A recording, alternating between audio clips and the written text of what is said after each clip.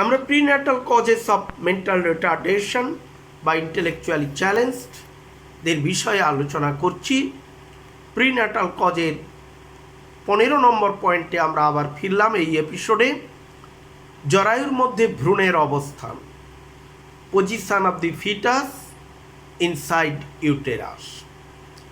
গর্ভাবস্থায় মায়ের জরায়ুতে শিশুর অস্বাভাবিক অবস্থানের ফলেও শিশু বৌদ্ধিক প্রতিস্পর্ধী হয়ে জন্মায়। আমি শুরুতেই আলোচনায় বলেছিলাম গর্ভকাল সময়ের মধ্যেই অন্তত দুবার, সবথেকে বেশি হলে 3 বার ইউএসজি করতে হবে উপযুক্ত গাইনোকোলজিস্ট এবং রেডিওলজিস্টের তত্ত্বাবধানে। তাহলে বোঝা যাবে মাতৃ জরায়ুতে ভ্রূণের অবস্থান ঠিক জায়গাতে রয়েছে কিনা। এছাড়াও গর্ভাবস্থায় যদি ভ্রূণের শরীরে অক্সিজেনের ঘাটতি হয় তাহলে শিশু বৌদ্ধিক প্রতিস্পর্ধী হয়। ক্ষেত্র বিশেষে গর্ভস্থিত ভ্রূণের মৃত্যুও ঘটে যায়। কেন না, প্রথমত গর্ভবতী মাকে অজ্ঞান করানোর সময় অ্যানাস্থেসিয়া দিয়ে বা কার্ডিয়াক ফেলিওরের কারণে কার্বন মনোক্সাইডের বিষক্রিয়ার ফলে মাতৃ শরীরে অক্সিজেনের অভাব তৈরি হতে পারে। দ্বিতীয়ত, মায়ের রক্তচাপ বেড়ে গেলে মাতৃ শরীরে তথা গর্ভস্থিত ভ্রূণের শরীরে অক্সিজেনের অভাব ঘটতে পারে। তৃতীয়ত, জরায়ুর প্রসারণের ক্ষমতা যদি স্বাভাবিকের তুলনায় কম হয় তবে তার থেকে যে জটিলতা আসে তা গর্ভস্থ ভ্রূণের অক্সিজেনের অভাবের কারণ হতে পারে। 4 নম্বর, জরায়ু গাত্রে প্ল্যাসেন্টা সঠিকভাবে যুক্ত না থাকলে বা নির্দিষ্ট সময়ের পূর্বেই জরায়ু গাত্র থেকে প্ল্যাসেন্টা খুলে যায় জরায়ু গাত্র থেকে নির্দিষ্ট সময়ের আগে, তাহলে ভ্রূণে অক্সিজেনের অভাব ঘটে যায়। 5 নম্বর, মায়ের সঙ্গে শিশুর সংযোগ থাকে আম্বেলিক্যাল কর্ড বা নাড়ির মাধ্যমে। সেই আম্বেলিক্যাল কর্ড বা নাড়িতে যদি গিঁট পড়ে যায় তাহলে শিশুর সংবহন তন্ত্রে অক্সিজেনের অভাব ঘটে, অ্যাসফিক্সিয়া হয় এবং শিশু বৌদ্ধিক প্রতিস্পর্ধী হয়। তাহলে খেয়াল রাখতে হবে গর্ভাবস্থায় মাতৃ শরীরে তথা ভ্রূণের শরীরে যেন কোনো রকমের অক্সিজেনের ঘাটতি না হয়। 17 নম্বর পয়েন্ট, মায়ের বয়স। গর্ভবতী হবার মায়ের বয়স সঠিকভাবে বলা মুশকিল। 30-এর মধ্যে মাতৃত্ব অর্জন করলে অন্তত প্রথম সন্তানটি আদর্শ সময়। 30 থেকে 35 একটু যেন লাল আলো দেখাতে থাকে, অর্থাৎ বড্ড দেরি হয়ে যাচ্ছে। 35 বৎসরের পরে যারা গর্ভবতী হন তাদের সন্তানের মধ্যে ক্রোমোজোম ঘটিত অস্বাভাবিকতা আসার প্রবণতা অধিক এবং এ কারণে তাদের সন্তানদের গর্ভনষ্ট হওয়ার সম্ভাবনাও অধিক। আবার ক্ষেত্র বিশেষে যেমন ডাউন সিনড্রোম বা অন্যান্য ধরনের ট্রাইজমির ক্ষেত্রে যেমন শিশু ট্রাইজমি হয়, অর্থাৎ শেষ পর্যন্ত শিশু ডিসেবলড হয়ে জন্মায়। কিছু কিছু গবেষণায় লক্ষ্য করা গেছে 40 বৎসর বয়সে মাতৃত্ব অর্জনের তুলনায় 20 বৎসর বয়সে মায়ের গর্ভধারণ অধিক সমস্যার সৃষ্টি করে।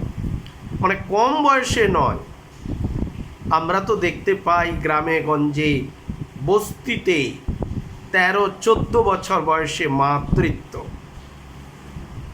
সরকার বলছেন 18-র আগে বিয়ে নয়, 18টি বছর মেয়েটিকে অবশ্যই পূর্ণ হবার সুযোগ দিতে হবে, কারণ 18 বছর পূর্ণ হবার আগেই মেয়েদের শরীরের পরিপূর্ণ বিকাশ সম্পূর্ণ হয় না। ওই পুরনো কথাগুলো ভুলে যাও, ভুলে যান সবাই যে ষোড়শী কন্যা কেমন 16 বছরে অত্যন্ত সুন্দরী হয়ে ওঠে মেয়েরা, অতএব তাকে ওই 16তেই বিয়ে দিয়ে দাও, ক্ষতি হবে। 18তে যদি বিয়ে দিই, 18তেও নয় তবুও 18 পরে বিয়ে হবে, 18টা বছর কমপ্লিট করে, তার মানে বিয়ে হবে খুব তাড়াতাড়ি দিলে 19-এ।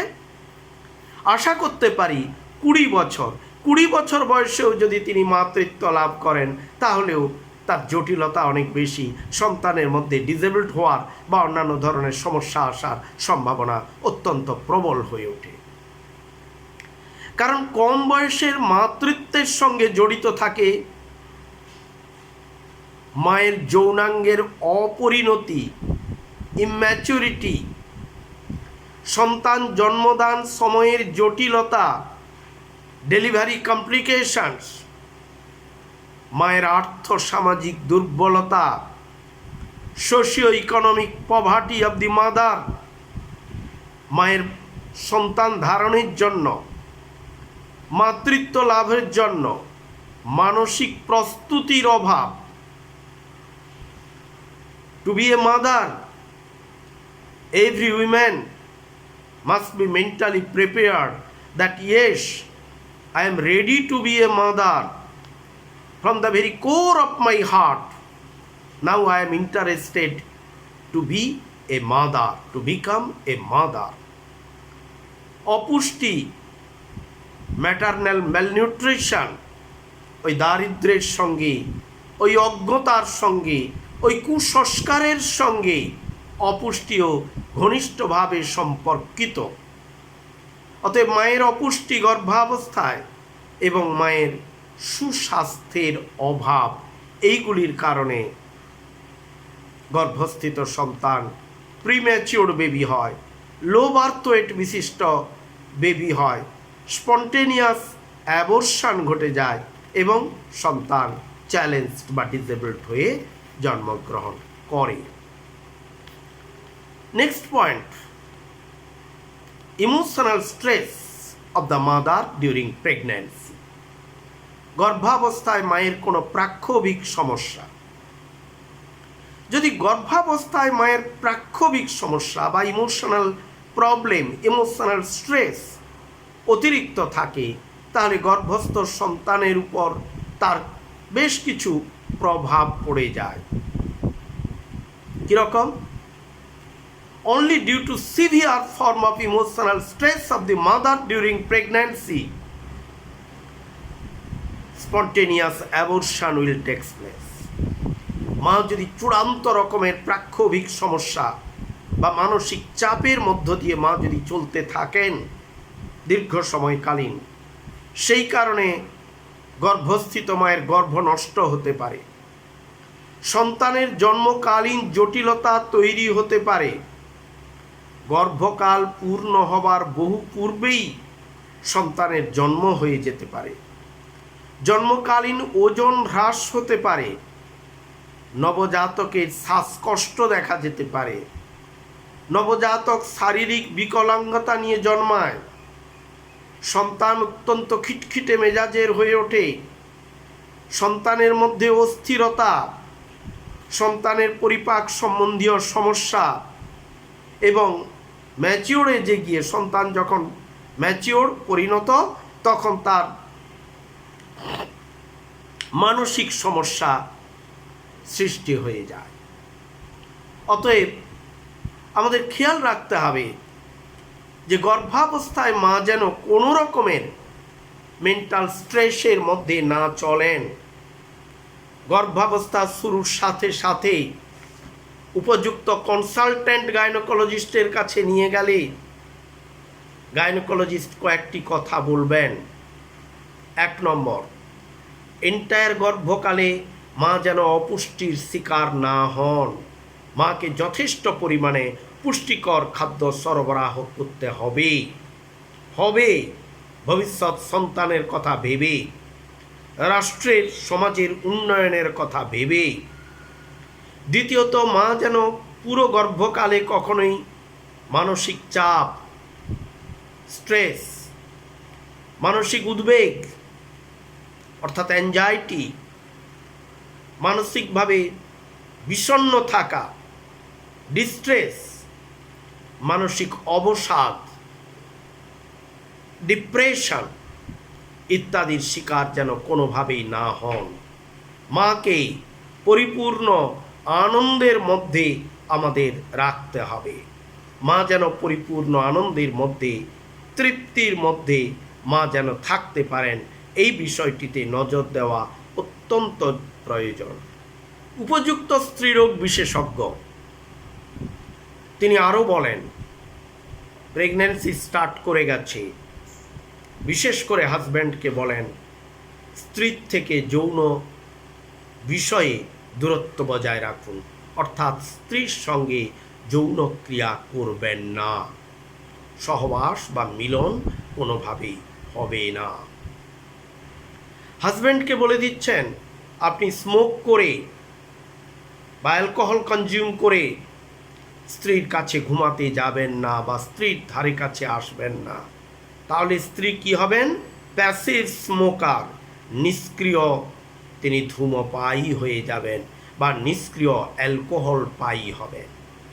আর স্ত্রীকে বলবেন কোনো রকমের স্মোকিং চলবে না, কোনো রকমের অ্যালকোহল কনজিউম করা চলবে না, কোনো রকমের ড্রাগস নেওয়া চলবে না। খুব ক্লিয়ার তিনি বলবেন। মাকে তিনি আরও বলবেন বেশি হই হট্টগোল করতে পারবেন না, উত্তেজনামূলক কোনো কাজ, কোনো চিন্তা কিছু করবেন না। যে সিনেমা, টিভির যে পিকচার, রেডিওতে যে খবর শুনলে শরীরে মনে চূড়ান্ত উত্তেজনার সৃষ্টি হয়, প্রাক্ষোভিক প্রবলেম তৈরি হয়, ইমোশনাল প্রবলেম, ইমোশনাল স্ট্রেস হয়, তার থেকে সর্বদা দূরত্বে থাকবেন। হঠাৎ করে কোথাও দৌড়ে যাবেন না। অতএব বিভিন্ন রকমের সাবধানতা অবলম্বন করতে বলা হয়। সংক্রামক কোনো রোগীর ধারে কাছে পৌঁছবেন না। নিজেকে সবসময়ের জন্য পরিষ্কার পরিচ্ছন্ন রাখুন, পরিচ্ছন্ন জামা কাপড় নিয়মিত পরিধান করুন, কারণ সংক্রামক ব্যাধিতে আপনি সংক্রামিত হলে আপনার যত না ক্ষতি, গর্ভস্থিত সন্তানের ক্ষতি অনেক বেশি। হয়তো সন্তানটি ডিসেবলড হবে বা সন্তানটি স্পন্টেনিয়াসলি অ্যাবর্টেড হয়ে যাবে। বলে দেবেন এমন কোনো জায়গাতে যাবেন না যেখানে পরিবেশে teratogen, carbon monoxide, lead oxide, oxides of sulfur, oxides of nitrogen শ্বাসক্রিয়ার মধ্য দিয়ে বা অন্য কোনোভাবে আপনার শরীরে যেন প্রবেশ করবার সুযোগ না পায়। যদি প্রবেশ করে এই টেরাটোজিন, তাহলে আমি আগেই বলে এসেছি তার কি ভয়ানক ক্ষতিকারক দিক থাকতে পারে।